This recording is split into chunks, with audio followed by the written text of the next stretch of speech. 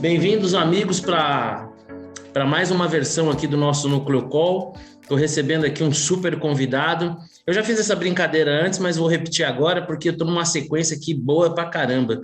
Eu recebi o Ricardo Bach da Análise Política, recebi o Caio Megali e agora o Arthur Wichmann da XP Private. Eu brinquei em certa ocasião quando falei com 3 excelentes gestores, né? Que era como se eu tivesse tirado 3 pares de ases seguidos numa mesa de pôquer, né? Então é mais ou menos como me sinto agora, repetindo essa feliz série. Arthur, muito obrigado por nos receber aqui na nossa 23ª edição do Núcleo Call. Poxa, obrigado. Eu que agradeço, Marcelo, agradeço a todo mundo que está vendo. É um prazer enorme e uma honra poder estar aqui. Tá bom, o privilégio é todo nosso. Tenho certeza que quem vier ter acesso a esse conteúdo vai ficar bastante feliz aí ao final. Arthur, bom, a gente vem vir. Antes de falarmos aí do quão desafiador é o que nos espera o próximo ano, eu queria que você falasse um pouquinho para nós da sua trajetória, né? Você tem uma trajetória profissional brilhante. E eu queria também que você falasse um pouquinho aí da XP Private, que eu costumo brincar com os meus amigos, né? Eu chamo de amigos porque todos os nossos clientes acabam sendo nossos amigos, que eu costumo dizer para eles que a XP tem a seleção brasileira do Private, né? Você, Beni, Paulo Leme e toda a turma. Especialmente meu banker, né? O Marcelo de Castro, que me atende tão bem. Fale um pouquinho aí sobre essa trajetória tão vitoriosa. Então vamos lá, vamos falar um pouco dessa trajetória que não é tão vitoriosa assim, mas eu tenho Sim. orgulho, eu estou no mercado há 27 anos, Marcelo. Eu comecei, bom, eu sou formado em Economia pela PUC do Rio, com mestrado em Engenharia de Produção também pela PUC do Rio, né? Eu comecei num banco carioca que não existe mais, chamava Icatu, da família Almeida Braga. De lá eu fui para o Pactual, mas o Pactual das antigas, né? O Pactual, Luiz César Fernandes, André Jacuzzi, ministro Paulo, agora ministro Paulo Guedes, tal. O Pactual bem antigo, né? A gente ainda chamava a Pactual naquela época. De lá eu fui para a Suíça, eu fui tocar os fundos de mercados emergentes do UBS, né? Fiquei 5 anos morando na Suíça.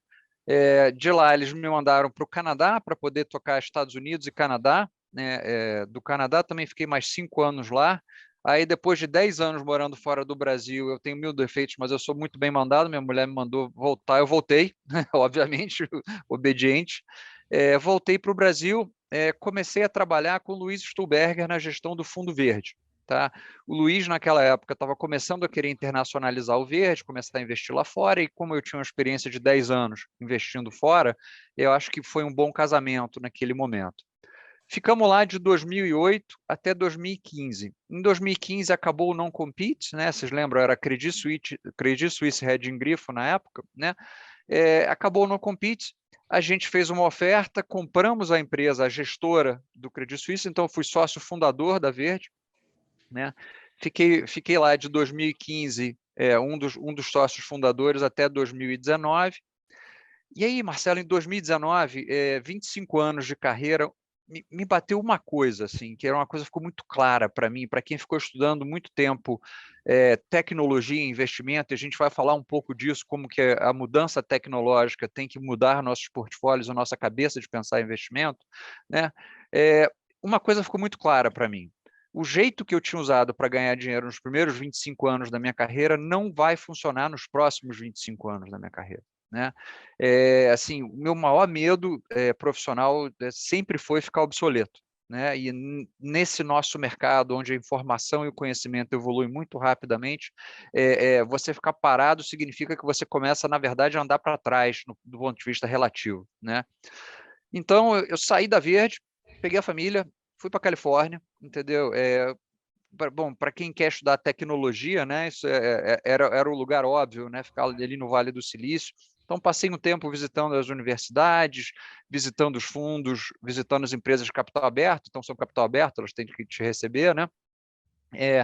Voltei para o Brasil logo no início da pandemia. E depois, para quem ficou estudando durante muito tempo tecnologia e investimento, né, quer dizer, você poder trabalhar na XP, que ela é justamente essa interseção entre tecnologia e investimento, né? Aí foi uma proposta tentadora demais do ponto de vista intelectual, né? Dizer o seguinte, poxa, eu vou poder ver como é que esse negócio é feito do lado de dentro da cozinha, né? Então, assim, ver como é que eles fazem o molho que dá tão certo, né? estou aqui agora, meu cargo é CIO do Private, ou seja, eu sou o chefe de toda a área de investimento. A gente tem uma asset dentro do Private só para atender ao Private, né, só para atender os clientes de mandatos exclusivos. Né? É um asset hoje bem grande, nós estamos com 43 bi sob gestão, tem bastante gente, né? Nós estamos hoje com quase 35 pessoas, indo para 36. Tem gente em Nova York, tem gente em Miami, tem gente aqui em São Paulo, tem gente no Rio. Então, tem gente olhando ações, seguindo todo o espectro de ativos, né? Tem gente olhando fundos, tem gente olhando ação, tem gente olhando renda fixa aqui, renda fixa lá fora, ação aqui, ação lá fora. Quer dizer, é um time bem grande. Né? E o meu trabalho é coordenar esse time e fazer com que toda essa inteligência que seja gerada seja utilizada em prol da construção dos portfólios dos clientes. Muito legal, Arthur. Foi bom. Duas coisas que você falou que eu me identifiquei muito sobre essa divisão que existem nos homens, né? Aqueles mais sábios que sabem que as mulheres mandam e aqueles que ainda não aprenderam isso, estão no mesmo time aí. E a gente também está no time de quem está há muito tempo no mercado. Eu estou desde 1986 e eu entendo perfeitamente essa sua preocupação em não ficar obsoleto. E realmente, né? Mas o mercado tem uma vantagem, né? Que ele é tão dinâmico, tão fascinante, que é como se a gente, de alguma maneira, se renovasse a cada dia. Eu queria dividir o nosso papo aqui, vamos dizer assim, entre duas etapas, né? Uma que é falar sobre as construções de portfólio e uma outra depois a gente falar um pouco mais macro.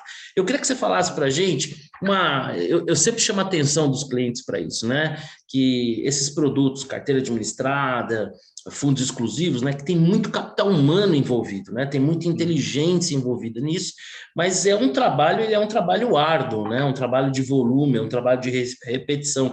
Esses dias vi numa entrevista que o Federer, ao longo de sua vida como tenista, mesmo tão vitorioso, dos pontos que disputou em quadra, ele havia ganho apenas 55%.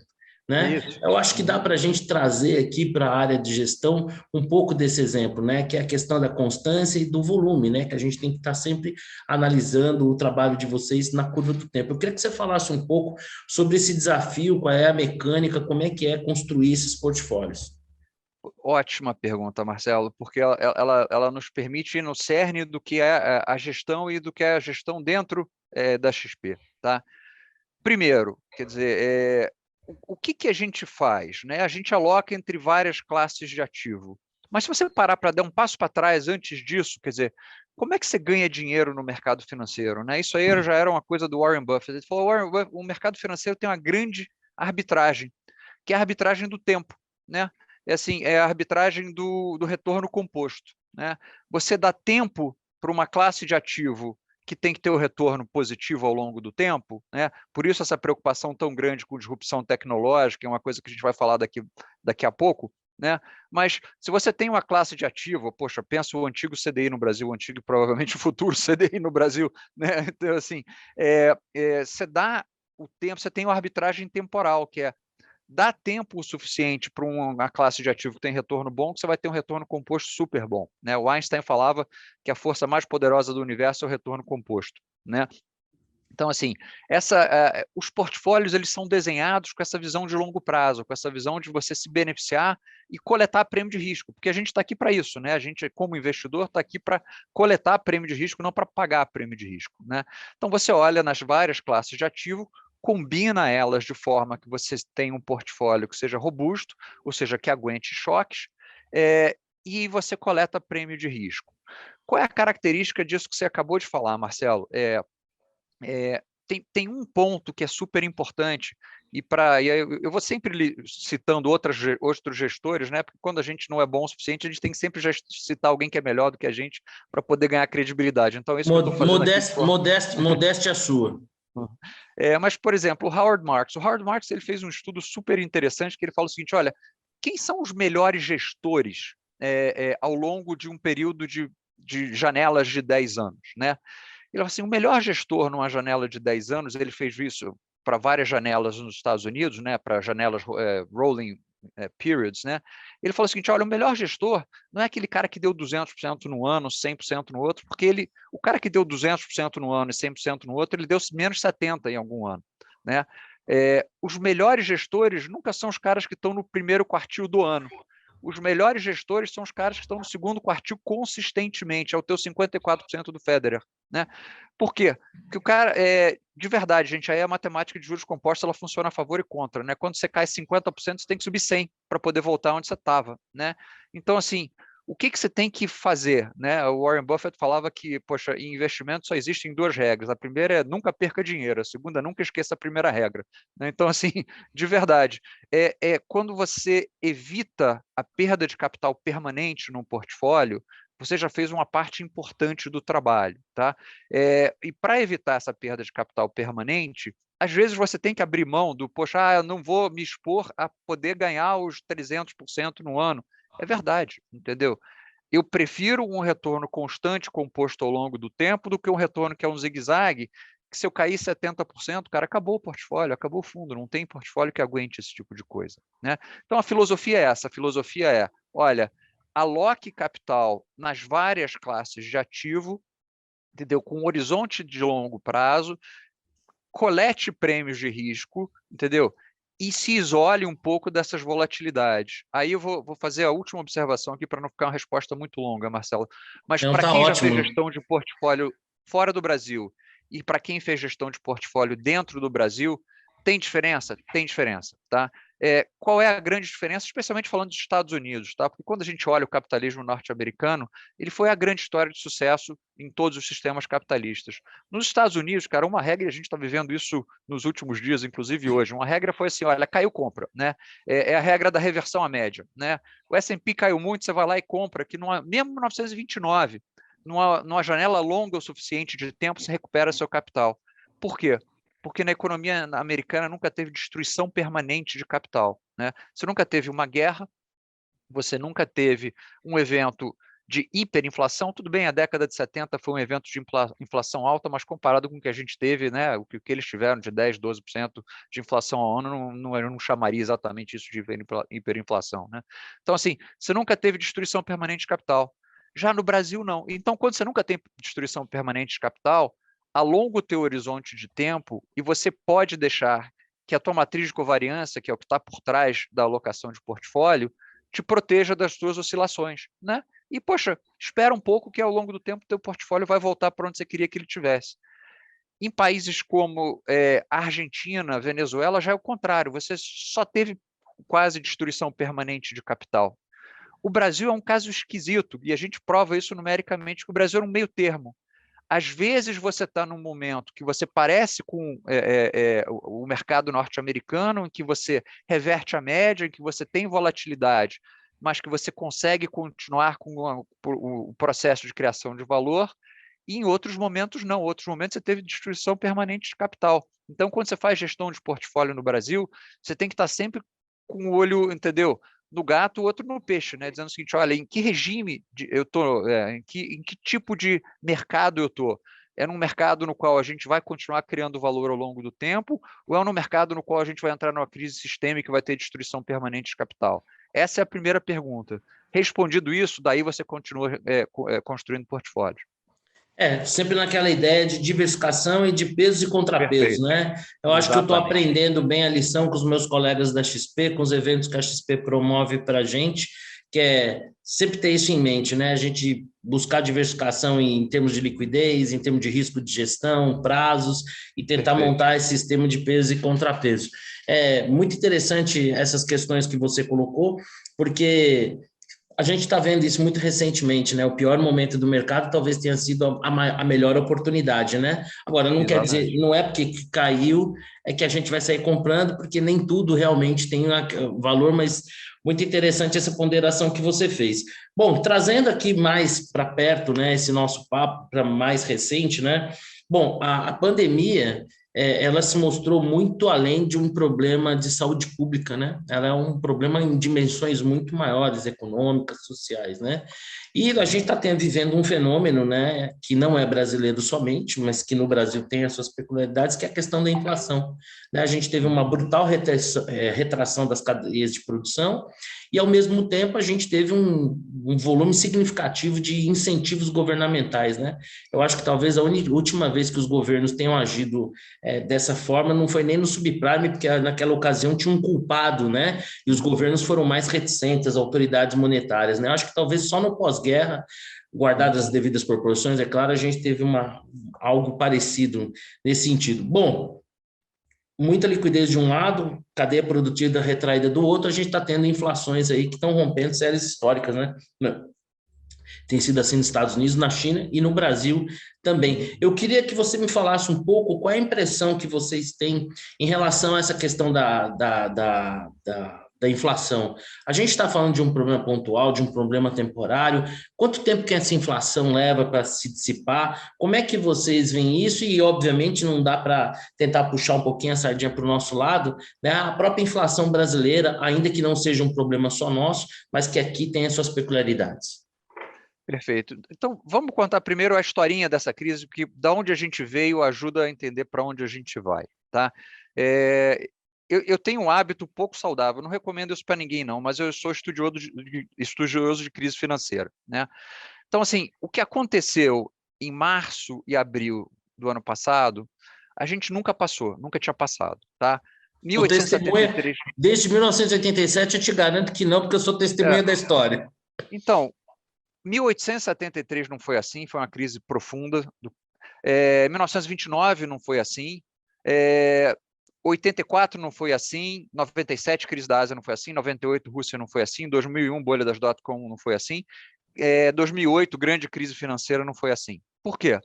Porque ano passado foi equivalente a um ataque cardíaco fulminante das economias globais. Você, em 15 dias, vê os PIBs do mundo inteiro, ao mesmo tempo, caírem de 15% a 30%. Entendeu? Tudo quanto é lugar. A gente nunca tinha visto isso, né? Nem os governos. E aí, o que os governos fizeram? Olha, poxa, o livro-texto de 29 não funciona, o livro-texto de 2008 é incompleto, como você muito bem colocou, Marcelo. Eles voltaram para aquilo que a gente chama de economia de guerra. Hoje em dia, você está falando termo de economia de guerra, né? Que é você faz um gasto de mais de 20% do PIB, aí você está 100% correto. A última vez que os Estados Unidos gastou mais do que isso em esforço fiscal foi nos anos da Segunda Guerra Mundial, foi 43, 44, 45, entendeu? Então, assim, você nunca viu isso, né? E aí você joga o juro a zero e você imprime 4 trilhões de dólares. Ah, mas Arthur, a gente já tinha impresso 3 trilhões e meio para sair da grande crise financeira. É verdade. O Fed já tinha, quando ele fez QE1, QE2, todos aqueles afrouxamentos quantitativos todos, ele já tinha imprimido um montão de papelzinho verde. Só que, poxa, o que o Fed fez em 5 anos, saindo da grande crise financeira, ele fez em 5 meses agora. Né? Quer dizer, a razão de mais ou menos 1 para 12. Né? Então, quando você olha para isso, quer dizer, você joga uma quantidade gigante de estímulos no sistema. Né? O estímulo congela a demanda agregada num nível alto, né? Ou seja, não teve aquela destruição de demanda agregada, então você de certa forma, evita uma espiral deflacionária, uma espiral, digamos assim, que te levaria a uma dinâmica de crise a lá 2008, a lá 2029, a lá 1929, né? Então você congela a economia e fica esperando a solução do problema sanitário. Vem as vacinas, você solta a economia, elas saem voando, só que qual é o problema? O problema é que você parou a produção. Você não parou a demanda, mas você parou a produção, como você falou, né? Os governos determinaram em alguns lugares, como na China, entendeu? Lockdowns, para tudo. E o que a gente está descobrindo agora, Marcelo, é que você religar as cadeias de produção globais demora mais tempo do que você imaginava. Isso não é só que nem um carro que você liga e o negócio vai, entendeu? Até você reintegrar as cadeias de produção global, até você resolver problema de engarrafamento em porto, problema de falta de container, entendeu? A demanda continua alta, ou seja, a oferta está crescendo, mas a demanda continua crescendo a níveis muito altos. Então, você tem um problema de, entendeu? A oferta é tentar correr atrás de uma demanda que continua crescendo rápido no mundo, não estou falando no Brasil, tá? Então, assim, aí você gera uma inflação clássica de oferta, faltou produto, né? Faltou produto no mundo inteiro. Poxa, porque não tinha um chip desse tamaninho, entendeu? A Toyota teve que operar durante muito tempo a 60% da capacidade, não podia fazer um Toyota Corolla, entendeu? Por causa de um chip desse tamaninho da Taiwan Semiconductor. Então, assim, faltou oferta, essa oferta vai voltar, a gente vai normalizar as cadeias de produção, isso está claro. Por quê? Porque você não teve destruição de capital permanente. Quer dizer, não é que a gente desaprendeu a fazer PIB, entendeu? A fábrica, entendeu, da Taiwan Semiconductor está inteirinha. É só você botar os funcionários de volta e botar ela para rodar, que ela volta a rodar 100% da capacidade. Vai rodar até um pouquinho acima da capacidade, porque vai ter hora extra para poder recompor estoque, aquelas coisas todas. Tá? Então, assim, a oferta vai voltar, o que significa que o nível de preços deve normalizar. O que a gente não sabe, Marcelo, é o seguinte, o que é a combinação? E aí assim, a gente não sabe mesmo, tá? A combinação de um choque de oferta com 4 trilhões de papelzinho verde tendo sido imprimido, que a gente chama de dólar, entendeu? Será que isso faz com que as expectativas de inflação fiquem desancoradas, ou seja, que os agentes econômicos comecem a esperar que o aumento de preço não seja um negócio transitório, mas seja alguma coisa permanente, né? A gente olha para as medidas de expectativa de inflação nos Estados Unidos, elas subiram, tá? Mas elas não estão fora de controle. Então, o que isso significa? Isso significa que isso ainda não é um processo endêmico, tá? Mas quando você ouviu e por que o mercado tradou tão mal na sexta-feira, há 2 sexta-feiras atrás, né, que foi o dia da Omicron, né? Na verdade, não foi só o dia da Omicron, foi o dia da Omicron mais o Powell falando, olha, eu estou preocupado com a inflação. E o pessoal falou, poxa, na hora que a demanda vai cair, você vai agora começar a falar em subir juros, mas você precisa, para estabilizar as expectativas de inflação, que o Banco Central norte-americano comece a dizer, olha, gente, não se preocupa não que eu estou prestando atenção, tá? Eu estou olhando a inflação e não vou deixar esse processo sair de controle. E é mais ou menos esse processo que a gente vai seguir. Você já começou o tapering, ou seja, você está recomprando menos títulos, você vai terminar a recompra em algum período no meio do ano que vem, até o meio do ano que vem, é a data que eles se impuseram, pode ser um pouco mais rápido, um pouco mais lento, dependendo de como vai a economia, e daí você vai começar a discutir a subida de juros. Se você achar que isso não vai acontecer, aí os agentes vão começar a dizer, ih, pô, esse Banco Central não é de nada, então o preço vai começar, as expectativas de inflação vão começar a subir. Mas não acho que é isso não, tá? Eu acho que é um processo de inflação mais duradouro do que a gente gostaria, ele vai durar mais do que a gente gostaria, estamos falando no mundo, depois a gente vai chegar em Brasil, tá? Ele vai durar mais do que a gente gostaria no Brasil, no mundo, a gente vai perder um pouco mais de poder de compra em termos relativos, a gente vai empobrecer mais. Isso faz parte, inclusive, da solução. A gente usa o termo repressão financeira para dizer isso, né? Quer dizer, quando você tem um nível de endividamento muito alto, você deixa a inflação comer esse endividamento, né? Mas a gente não vai para um processo descontrolado de inflação, porque a gente ainda tem bancos centrais lá fora com credibilidade. Aqui dentro. Aqui dentro. Porque aqui dentro é um pouco mais complexo, porque a gente tem uma memória inflacionária, inclusive, né? Tem o Perfeito. nível de indexação. Perfeito. O que a gente tem aqui dentro que não tem lá fora? A gente tem 2 elementos aqui dentro que lá fora não existem, ou pelo menos existem em muito menor magnitude. Tá? É o que você falou, perfeito, uma economia hiperindexada. Né? Então, inflação passada vira inflação futura. Né? Em bancos centralês, em economês, um banco central não deveria responder a um choque de oferta. Né? Então, assim, você subir a taxa de juros não faz chover no Brasil, por exemplo. Uma parte do choque de oferta foi que não tem eletricidade, ou os reservatórios estavam baixos. Né? Então, poxa, não adianta subir a taxa de juros que você não vai fazer chover. Então, assim, em economês clássico, é dizer o seguinte, olha, política monetária é desenhada para conter demanda, não é desenhada para incentivar ou não oferta. Né? Então, assim, o Banco Central no Brasil tem um problema, tem 2 problemas, como eu te falei, a inflação brasileira tem esses 2 problemas. Primeiro, a indexação, que inflação passada vira inflação futura, entendeu? De forma muito rápida, por Vira contrato piso, né? indexado. Exatamente, contrato de aluguel indexado, salário indexado, está na Constituição, né? É a manutenção do poder de compra do salário, né? Então, assim, e segundo, a gente tem uma dimensão fiscal, que é uma dimensão muito pior do que o resto do mundo. Não digo nem na dívida PIB, a dívida PIB brasileira, poxa, ela não é tão alta quanto a dívida PIB japonesa. Mas uma coisa é você ter uma dívida PIB financiada pela sua poupança doméstica com uma moeda crível. Né? Outra coisa é você ter uma dívida PIB,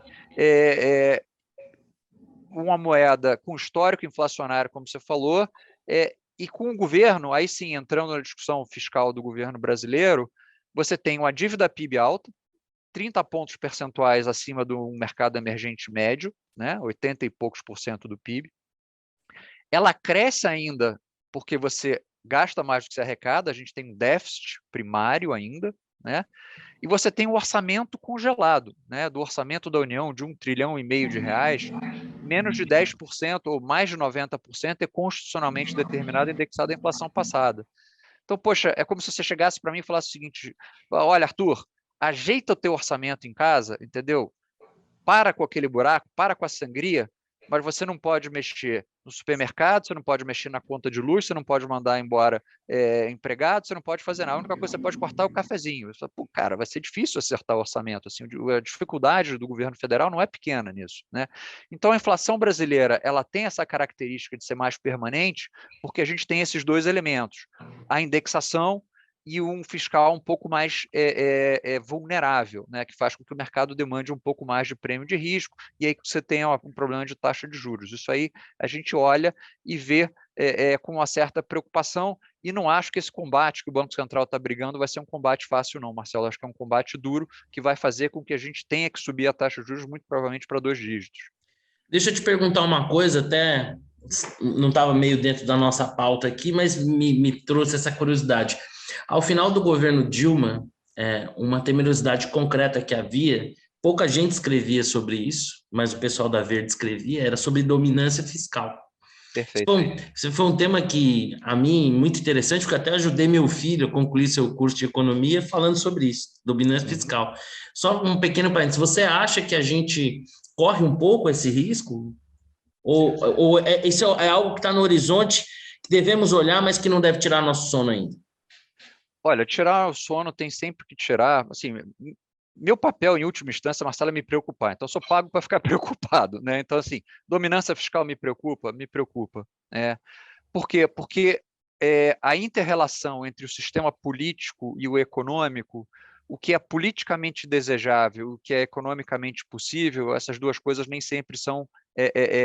a interseção desse negócio, às vezes, é nula, né? Então, o que é economicamente desejável? Que a gente faça um ajuste fiscal agora, né? O que é politicamente o sistema político decidiu? Poxa, jogar o teto de gastos para cima, né? Então, o sistema político decidiu por uma coisa que não é exatamente o que a gente precisava do ponto de vista econômico. Eu não vou nem discutir, assim, vamos ser super justos, quer dizer, a preocupação social e a preocupação com a perda de renda que essa inflação de 10% ou mais que a gente vai ter esse ano no Brasil gerou, essa preocupação social é uma preocupação social legítima, tá? Mas a verdade é que é o seguinte, não dá para dar para as pessoas um dinheiro que você não tem. Então, assim, a gente tem que reconhecer isso, né?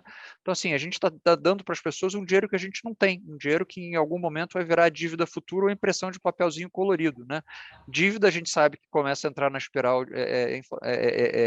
de dívida crescente, e papelzinho colorido a gente sabe que se você imprimir demais vira inflação, né? Então, assim, infelizmente, sim, a gente tem que se preocupar com dominância fiscal. Não acho que seja o cenário central, acho que a gente ainda está longe de um cenário de dominância fiscal plena, mas claramente isso tem que estar no radar, não dá para esquecer, não. Você falou duas coisas aí que eu acho que são bastante importantes e que eu queria poder conectar aqui com o nosso próximo tema, né? Nós começamos o ano aí com muitas expectativas em relação às reformas, né, administrativa e tributária, né? E, infelizmente, poderíamos fazer um outro programa para discutir os porquês dessa coisa não caminhar, né? Mas o fato concreto é que chegamos ao final do ano sem, de fato, haver um avanço concreto mais palpável, né? E vamos agora enfrentar um ano eleitoral bastante desafiador. Eu queria que você falasse um pouco sobre essa frustração das reformas não terem acontecido, muito provavelmente não acontecerão no ano eleitoral, né? E do quão desafiador é, né? E quais são as projeções, se é que vocês têm algo assim nesse sentido, imagino que sim, em relação ao cenário eleitoral. Olha, vamos lá. Primeiro, parafraseando o ex-ministro Roberto Campos, o avô do atual presidente do Banco Central, o Brasil não perde uma oportunidade de perder uma oportunidade, né? Gente, a gente teve uma oportunidade dourada de se juntar a esse ciclo de crescimento acelerado no mundo. A economia norte-americana saiu crescendo 6,5%, a economia chinesa saiu crescendo 10%, o preço do minério de ferro chegou a bater $200 por tonelada, entendeu? Assim, se a gente tivesse feito o mínimo de dever de casa do ponto de vista dos ajustes, entendeu? A gente tinha 17, quando a gente começou essa crise, tinha 17 trilhões de dólares no mundo investido a juro nominal negativo, Marcelo. Nominal negativo é um negócio que nos livros de economia, seu filho, por exemplo, mesmo os livros modernos que seu filho tem, não tem no juro nominal negativo, que é pagar para emprestar para o governo alemão ou para o governo suíço. Né? Não é nem juro real que a inflação está comendo, é juro nominal. Né? Você dá 100 euros para o governo alemão, ele te devolve daqui a 10 anos 97 euros, Ele cobra para 95 euros. guardar teu dinheiro, né? Exatamente, a taxa de custódia, né? O governo te cobrando taxa de custódia. Então, assim, é surreal. Então, a gente tinha que ter aproveitado esse dinheiro no mundo que estava sobrando, tem sobrando capital no mundo, atrair o capital para fazer os investimentos que são tão necessários em infraestrutura no Brasil, em geração de energia. A gente está vendo aí que a gente precisa de investimento em geração e transmissão de energia. Uma série de coisas, era só fazer o dever de casa. Não quero minimizar aqui a dificuldade das reformas no Brasil, não. As reformas no Brasil são muito difíceis, mas aí, gente, desculpa, eu vou ser super sincero com vocês. A história é muito dura. Não existem reformas significativas aprovadas em ano de eleição. Assim, desde que a gente redemocratizou, os anos de eleição não são anos de reformas estruturais significativas. Não são. Ponto. Então, assim, aliás, ao contrário, né? São anos em que se notabilizam por uma elevação de gasto público, né? Pois é, a gente até teve que criar mecanismos para controlar os governantes para o cara não estourar o orçamento tentando se reeleger, né? Então, hoje em dia, a gente até tem alguns mecanismos que funcionam, né? Então, assim, o orçamento tem que estar aprovado, etc. Você não pode fazer gasto extraordinário, teoricamente, né? Se bem que a legislação brasileira, às vezes, ela é difícil de ser interpretada, né? Ou mais difícil ainda de ser aplicada. Mas, de verdade, então, assim, podemos esperar alguma reforma estrutural a partir de agora? Cara, não, nesse governo não, assim, de verdade. A gente vai ter que esperar o próximo presidente para decidir, entendeu? Que rumos a economia brasileira vai decidir, né? O que a gente pode falar sobre a eleição de 2022 aqui, já entrando nessa discussão? E, gente, que fique bem claro, tá? Toda vez que eu falo de política, eu me enfio em confusão. Então, assim, eu não estou emitindo opinião política a favor ou contra ninguém, muito pelo contrário, tá? Então, assim, do Brasil atual, para a gente falar de política, tem que fazer um baita de um disclaimer, né? Porque tá tudo tão polarizado, né? Que exatamente, tudo vira torcida para um lado ou para o outro. exatamente. Você leva a pedrada de um lado ou de outro, né? Então, Mas olha, se você estiver levando pedrada de todos os lados, é sempre um bom sinal. exatamente, perfeito, perfeito. Então, assim, vai ser eleição do que a gente brinca, vai ser eleição do ele não, né?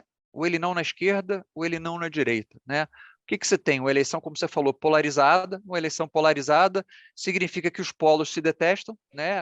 A esquerda brasileira rejeita fortemente toda a plataforma de direita e a direita brasileira rejeita fortemente toda a plataforma de esquerda, tá? Então, a rejeição dos dois candidatos, quer dizer, que estão nas frentes das pesquisas, né? Tanto o ex-presidente Lula quanto o presidente Bolsonaro, a rejeição é bastante alta aos dois candidatos, tá? E como é que é a matemática, mais ou menos, dessa eleição, tá? Você tem 30% que historicamente vota na esquerda, tá? Do presidente Bolsonaro, você tem a aprovação dele de bom e ótimo, é em torno de 25, 27 pontos percentuais. A conversão de bom e ótimo em voto é mais ou menos 1 para 1, é quase de 1 para 1. E tem mais um adendo, que é todo ano de eleição presidencial, justamente pelo que você falou, Marcelo, que os governantes eles abrem o pacote de bondades, a aprovação presidencial. Caneta, né? No peso da caneta. A caneta te dá uma melhora de aprovação normalmente em 5 pontos percentuais. Essa tem sido a história pós-redemocratização no Brasil. Então, digamos que você tenha dos 25, você passa para 30, 30. Então, você tem 30 e 30. Olha só, você tem 40 no meio que rejeitam fortemente tanto a esquerda quanto a direita, tá? Tanto a extrema esquerda quanto a extrema direita. Aí você fala, poxa, que ótimo, então você tem a maioria no meio. Eu falo assim, olha, verdade, mas você tem que resolver dois problemas para você ter o que a gente chama de a terceira via brasileira. Você tem que resolver um problema matemático e você tem que resolver um problema geográfico. Qual que é esse problema matemático? E aí você vai lembrar, Marcelo, o pessoal mais jovem que tá nos acompanhando não vai lembrar.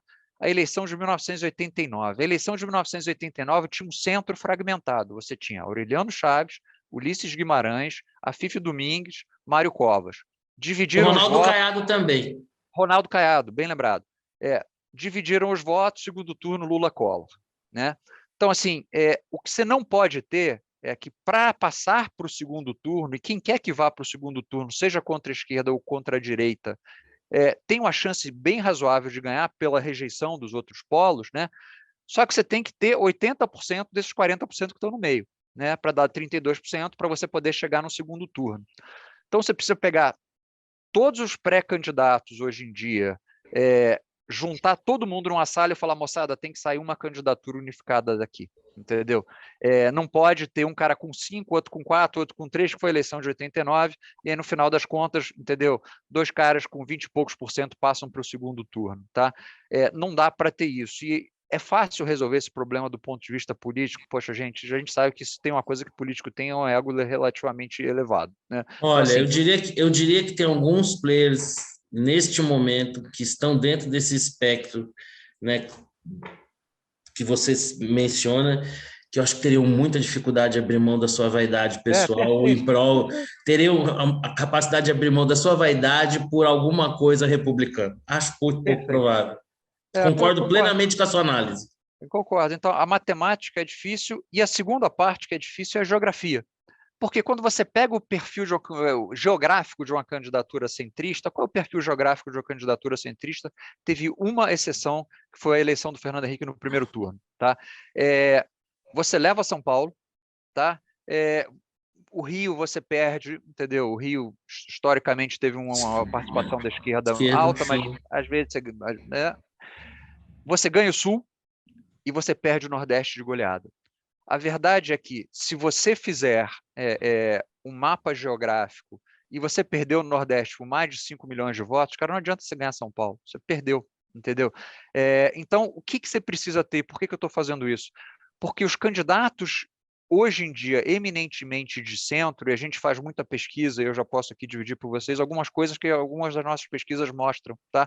Assim, uma das perguntas é o seguinte, e a gente faz isso por região, obviamente, você conhece, não é você vai votar naquela pessoa, você conhece essa pessoa, tá? Eu tenho esse sotaque aqui porque eu fui criado no Rio, mas eu sou cearense, tá?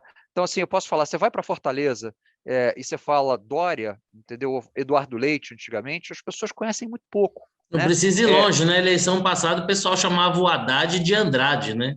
Pois é, exatamente. Então, assim, você vai para lá e o pessoal conhece muito pouco, né? Com duas exceções, tá? Tem duas exceções que são, um não vai ser candidato, já anunciou, que é o Luciano Huck, e outra é o ministro Sérgio Moro, tá? Eles aparecem como, já ouvi falar, não significa que eu vou votar, fique bem claro, mas, pô, já ouvi falar nesse nome. Os outros têm tem taxa de reconhecimento bastante baixa ainda. Então, você tem que resolver esses dois problemas para ter uma candidatura centrista, uma terceira via que ganhe tração. É possível? Gente, é possível. Tem muito em jogo e tem muita rejeição aos ambos os polos. É fácil? Não, não é fácil, não. Não quero dizer aqui para ninguém que isso seja fácil, não. Mas é possível, entendeu? A gente já teve candidaturas no Brasil, e dois exemplos recentes são o do ex-presidente Collor e do atual presidente Bolsonaro, que surgiram do nada, ganharam tração e levaram, né? Então, é possível? É fácil? Não. Bom, deixa eu só antes da gente passar para o próximo tema, você acredita que as eleições ou os possíveis resultados, o mercado já trabalha, já precifica a eleição ou a gente não começou a eleição ainda no que diz respeito à precificação dos ativos? Acho que já tem uma parte relativamente boa das eleições precificadas, tá? E aqui eu vou partir de um pressuposto, tá? E aí você pode discordar dessa hipótese ou não, tá? E aqui, de novo, não tem nenhum julgamento de valor moral ou de alguma coisa assim. Eu acho que quem quer que seja o próximo presidente do Brasil, ele vai ter que entender uma coisa, que ele não pode violar a estabilidade fiscal. Se ele violar a estabilidade fiscal, o cara já começa o mandato em crise. Entendeu? Então, você nem termina o mandato, você já começa o mandato em crise. Então, de novo, não estou fazendo apologia a um candidato ou a outro, tá? Mas, poxa, quem quer que seja o ex-presidente Lula, ou seja o atual presidente Bolsonaro, ou seja uma candidatura centrista, né, todos eles vão chegar à conclusão, sentar lá na cadeira e alguém vai chegar para ele e falar, olha, está acabando o dinheiro. você tem duas hipóteses. Emite dívida, emite papelzinho colorido, ou, entendeu? Ou corta gasto, cara. Faz alguma coisa aí, porque, entendeu? Não... Aí você vai falar, poxa, se eu emitir dívida, eu crio a inflação. Se eu emitir papelzinho colorido, a taxa de juros sobe e o crescimento embica. Entendeu?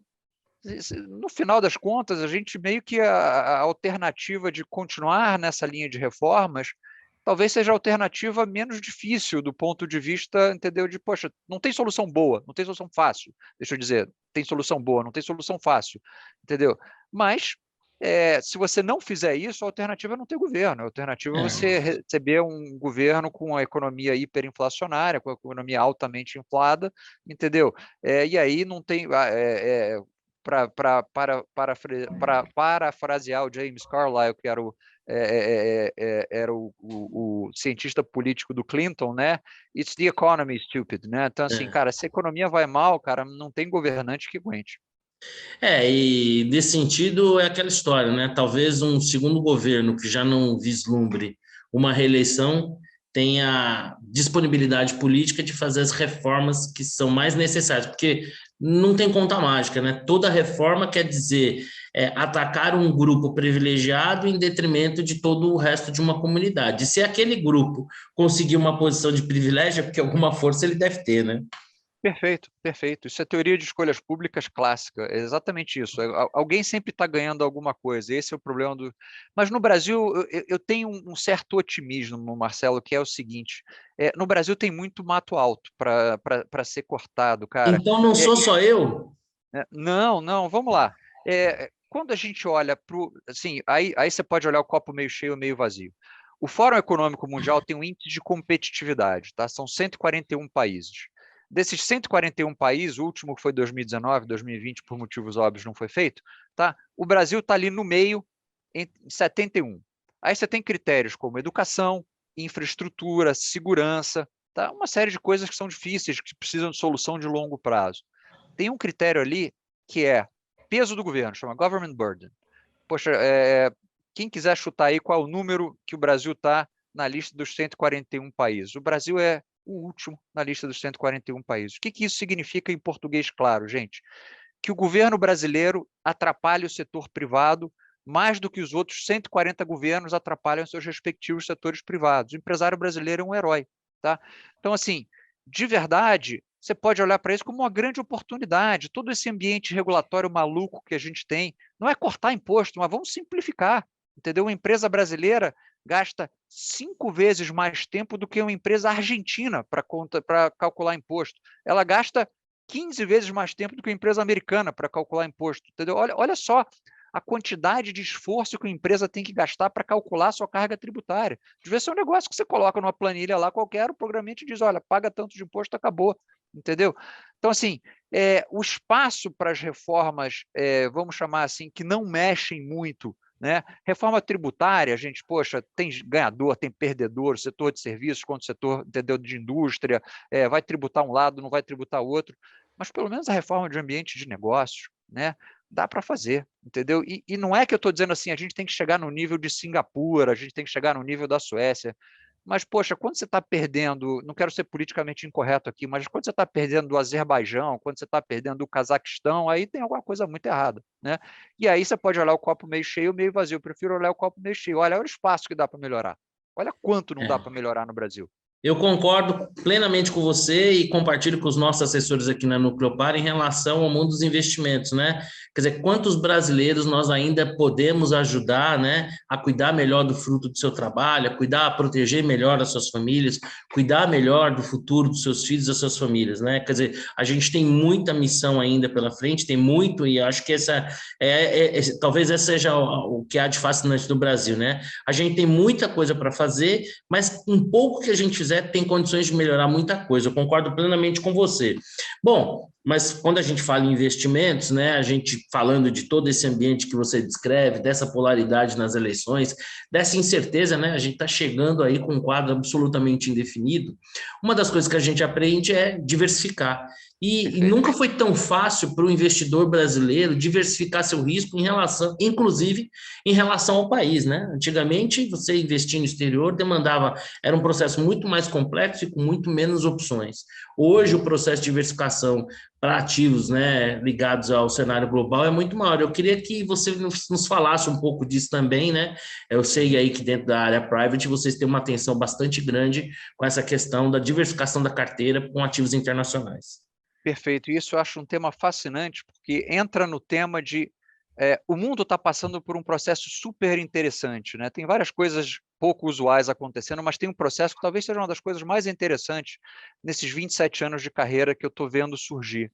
Não é que estou vendo surgir, já tá acontecendo. A crise foi só um acelerador, um catalisador dessa mudança. O jeito que a gente cria riqueza está mudando fundamentalmente. E eu vou falar, eu chego no final da diversificação, eu vou fazer esse link, tá? O que eu quero dizer com isso? Pega a virada do século XIX para o século XX. Por que eu pego aquele período específico, que era o período do capitalismo sem controle, né? Não tinha sindicato, você podia fazer as pessoas trabalharem 7 dias por semana, 14 horas por dia, entendeu? Era o capitalismo sem controle. Naquela época, os grandes capitalistas eram, entendeu? O Rockefeller, ele tinha todas as refinarias nos Estados Unidos, monopólio de refinaria nos Estados Unidos. O Andrew Carnegie, ele tinha monopólio de siderúrgica nos Estados Unidos. Cornelius Vanderbilt tinha o monopólio das ferrovias nos Estados Unidos, né? Então, assim, os grandes detentores de capital, os grandes trilionários naquela época, né? Não era trilhão, mas eram os grandes capitalistas daquela época, eram os donos de ativo físico. Você tinha refinaria, você tinha uma siderúrgica, você tinha uma estrada de ferro. Quem que é o clube do trilhão hoje em dia? Entendeu? As empresas que valem trilhão de dólares, tem uma que não é de capital intelectual, entendeu? Que é a empresa de petróleo na Arábia Saudita. Mas todas as outras são empresas de capital intelectual. Estamos falando de Apple, estamos falando de Microsoft, estamos falando de Alphabet, né? Então, o que eu quero dizer com isso? A gente parou, não é que a gente parou, mas a gente começou a remunerar ativos intelectuais, capital intelectual, mais do que a gente remunera capital físico, tá? Então, assim, a gente hoje em dia, a gente remunera empresas que são basicamente algoritmos e processamento de dados, e informação. A gente brinca que hoje em dia dado é o novo petróleo, né? Então, assim, é o insumo básico que a gente usa para criar atividade econômica, tá? E aí, entrando na tua pergunta de diversificação, tá? O Bovespa é um índice que tem várias virtudes, mas ele é um índice pobre em empresas de capital intelectual ainda, né? Então, assim, o que a diversificação internacional te dá? Primeiro, ela te diversifica um pouco o risco Brasil, né? Ela te tira um pouco desse fla-flu de eleição, esse tipo de coisa.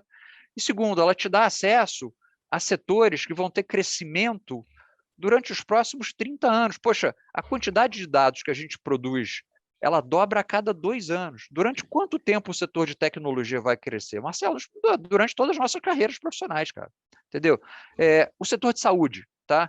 Que outra coisa que é muito clara para a gente, que isso aí não tem incerteza, a população mundial está envelhecendo. Isso aí, a demografia está meio que dado, né? Quando você envelhece, duas coisas, você consome mais hora médico, e hoje em dia a gente está falando, consome mais medicamento, e a gente hoje em dia está falando de medicina personalizada, que é muito mais cara, né? Então, quanto tempo o setor de saúde vai crescer? Ah, gente, pelo restante da minha carreira. Então, você poder colocar esses setores junto de um portfólio bem montado aqui no Brasil, isso te ajuda, por quê? Porque isso te dá acesso aos grandes vencedores do capitalismo global. O Brasil pode ter milhões de virtudes e milhões de defeitos, mas a gente não tem monopólio das boas empresas. Você poder investir nas empresas que brigam a luta capitalista, algumas delas, entendeu? Mais de 50 anos, como a Nestlé, como a Coca-Cola, tem mais de 100 anos, entendeu? E ganham essa briga, cria bastante valor no portfólio.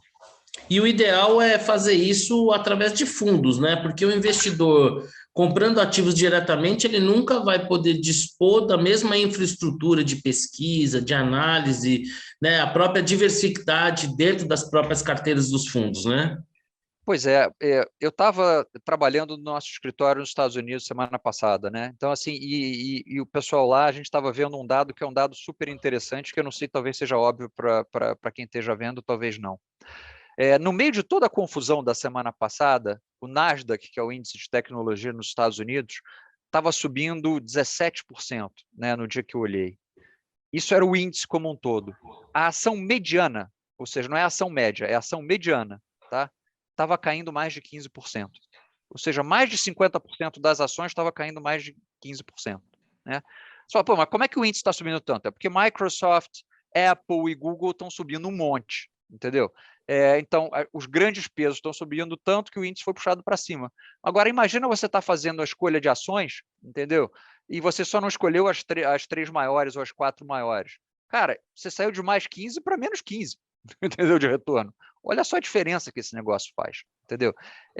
Então, se você tem algum talento para fazer seleção de ações, eu tenho certeza que vocês têm clientes que têm talento para fazer seleção de ações, entender modelos de negócio, que o faça, mas, poxa, escolhe com cuidado e faz uma análise bem feita, porque se der errado, dá bem errado.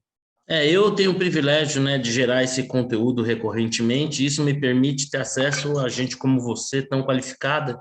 E o que eu sempre chamo a atenção é que, obviamente, né, o mercado, ele, especialmente o mercado de ações, ele foi feito de um lado para poder capitalizar as empresas e assim elas se tornarem mais eficientes, como do outro lado democratizar o acesso, né, ao capital das melhores empresas. Mas existem N caminhos possíveis aí, né? Mas eu sempre chamo a atenção que através de bons fundos e bons gestores, a chance de você, né, transformar o seu esforço, o seu trabalho numa alocação mais eficiente é muito melhor. Arthur, olha, eu sempre falo isso, me repito, mas é a mais pura verdade, né? Quando o papo é bom, o tempo flui assim que a gente nem vê, né? Pega aí na conversa. Então, assim, eu queria abrir espaço para suas colocações finais, aquilo que eventualmente você acha que vale a pena ressaltar. Quero de pronto aí agradecer todo o pessoal que organizou esse nosso bate-papo, especialmente a pessoal da SP Private e particularmente a você pela sua disponibilidade. Olha, gente, poxa, muito obrigado pela atenção. Eu queria deixar uma mensagem aqui, que é uma mensagem de esperança. É fácil a gente ficar aqui e se deixar envolver entendeu? Por esse redemoinho, por esse turbilhão, entendeu? Poxa, quem vai ganhar a eleição, não vai, etc. E tem muitos motivos para ficar preocupados, entendeu? Pô, eu não estou careca à toa, assim, de verdade, entendeu? Tem muita coisa para nos A minha preocupar. versão é a cor da minha barba, a sua é Exatamente. a careca. Exatamente. Então, assim, não tem muita coisa para a gente se preocupar. Mas, assim, o mundo nunca acaba. Essa é a verdade, entendeu? A gente tem um processo de criação de riqueza que está acontecendo no mundo, que é um processo super interessante, que é um processo com o qual, como o Marcelo falou, entendeu? Plataformas como a XP, entendeu? Democratizam esse acesso. Antigamente, para você ter acesso a esse negócio, você tinha que ser um cara de ultra renda, né? Hoje em dia não, hoje em dia você tem acesso a essas plataformas, entendeu? Aos grandes ganhadores do capitalismo global, e o capitalismo global, a gente não falou nisso, mas o Omicron não vai acabar com o mundo, etc. Entendeu? Assim, de verdade, gente, a gente vai continuar, o mundo vai continuar crescendo, as empresas vão continuar gerando valor, e você vai continuar podendo se beneficiar disso. O que você precisa ter? Um pouco de paciência, porque o tempo é o seu maior aliado, entendeu? E talvez, se eu pudesse deixar aqui essa última mensagem, uma das coisas que eu mais vejo, um dos erros mais comuns que eu vejo, né, é a impaciência nos resultados. A gente sabe o ponto final, a gente não sabe qual a trajetória que a gente vai levar até esse ponto final. A gente sabe como é que as empresas criam valor. Entendeu? Eu sei que daqui a 5 anos o S&P vai estar mais alto, mas daqui a 5 dias ele vai estar mais alto? Não sei, gente. Entendeu? Eu aposto com vocês que daqui a 5 anos o Bovespa vai ter ganho dinheiro, entendeu? Mas daqui a 5 meses ele vai ter ganho dinheiro? É muito mais difícil de prever. Em mercado financeiro é muito mais fácil prever o futuro distante do que o futuro próximo, por incrível que pareça, né? Porque o futuro distante é dominado pela estatística, pela lei dos grandes números, né? Então, de verdade, entendeu? Tenham paciência, entendeu? Eu sei que esse foi um ano duro para ativos brasileiros, né? Quer dizer, o S&P não, você está lá ganhando 25%, rindo de orelha a orelha, entendeu? Mas é um ano duro para ativos brasileiros, mas a gente vai passar por essa crise, entendeu? Não é a primeira crise, o Marcelo está aí, eu estou aqui, entendeu? A gente, entendeu? Está calejado de passar por crises, entendeu? Não acredito na argentinização da economia brasileira, não acredito nesse tipo de coisa. Acredito que a gente vai passar por um momento difícil, por um momento volátil. Você tem que ter um portfólio, como o Marcelo muito sabiamente falou, diversificado. Você tem que ter um portfólio que aguente bastante o tranco, e você tem que ter uma conversa muito séria com o Marcelo e com todos os assessores dele sobre a sua aversão a risco. Que a aversão a risco, gente, é o seguinte, é que nem ter medo de avião. Medo de avião sentado aqui numa cadeira, ninguém tem. Agora, quando você está lá a 10 mil metros de altura, o negócio começa a chacoalhar, que você descobre se você tem medo ou não. Então, assim, de verdade, conversem muito com seus assessores, fale com o pessoal da Nucleopar, eles vão te dizer, olha, cara, esse portfólio está arriscado demais para você, ou esse portfólio tem menos risco, e não ter risco também entendeu? É um problema, porque pode ser que você condene o portfólio a um retorno ruim, entendeu? Você tem que ter o nível de risco correto, né? Então, assim, fale com o seu assessor, conversa com o Marcelo, que ele vai te saber explicar muito melhor do que eu, entendeu? Como você constrói seu portfólio. E, gente, a gente vai passar por isso, de verdade, entendeu? Eu acredito piamente que a gente vai passar por isso, de novo, com chuvas e trovoadas, mas vamos passar por isso sim. E, poxa, estou super honrado de poder ter falado com vocês, estou 100% à disposição, o tempo que vocês quiserem, em qualquer momento, liga para a gente aqui na XP, liga para o Marcelo, eles falam com a gente, entram em contato e a gente conversa de novo. Arthur, eu queria te agradecer. Encerrando aqui, vou contar duas historinhas rápidas.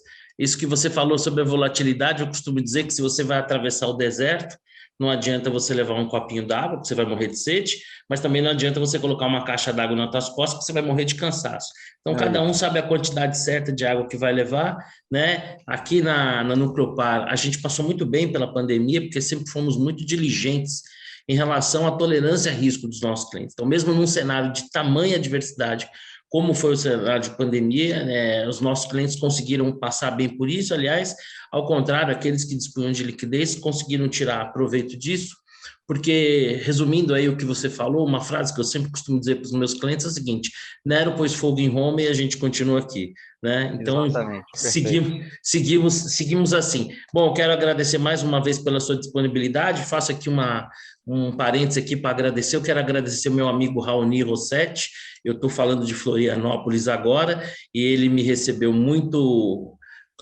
carinhosamente aqui no seu estúdio da Melver, que é a empresa dele que gera conteúdo para educacional, financeiro, para formação de profissionais de mercado. Então, quero agradecer ao Raoni e toda a equipe dele, como da mesma forma você, a equipe da XP Private. Muito obrigado. Até uma próxima. Obrigado, gente. Até mais.